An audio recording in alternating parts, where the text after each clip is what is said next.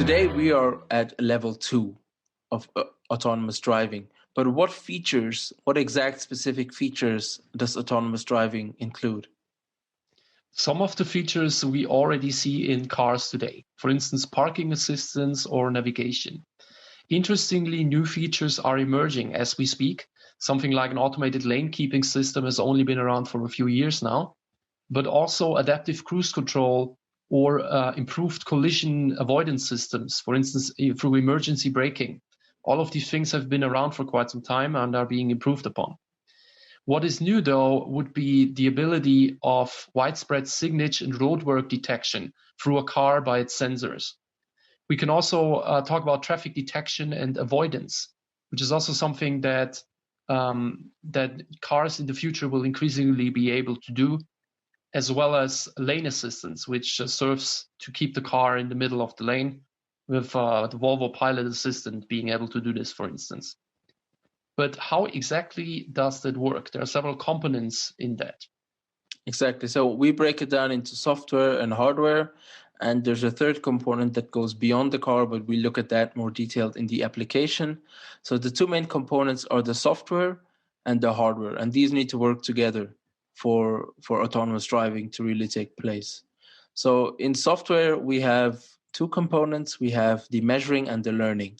So we need some sort of inputs in which the car measures and perceives its surroundings, and then the learning in which it improves, recognizes these objects and improves itself. So in measuring, you have three different variations. You have the Bayesian SLAM, or simultaneous localization and mapping algorithms, and these kind of map the vehicle's location based on information of other moving objects. Then we have the real-time location system. Do you want to expand on that? Yeah, with this one, we can identify and track the location of other objects as well, but in this case, based on radio waves, which is like either radio waves, infrared, or ultrasound waves. This does not include any of speed, direction, or spatial orientation.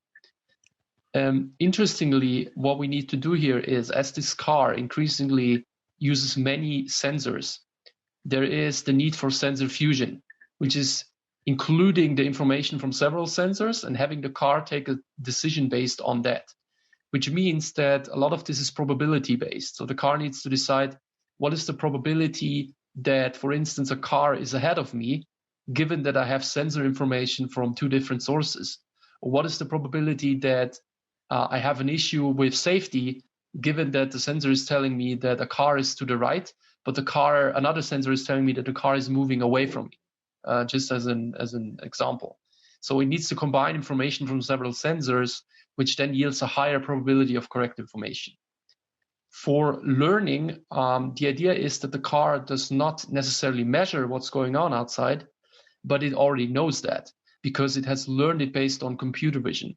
Here we could think about deep learning applications. The OpenCV library by Intel allows for computer vision in an advanced manner today already. Essentially, the use of convolutions, of convolutional neural networks in image recognition that computers are able to do today. But this is increasingly complex, and also think about the additional requirements that a car or a computer within a car needs to fulfill. So the car would be able to do this when you compare it to sensors. Another one would be reinforcement learning, which is the car learning to drive in a sort of game environment.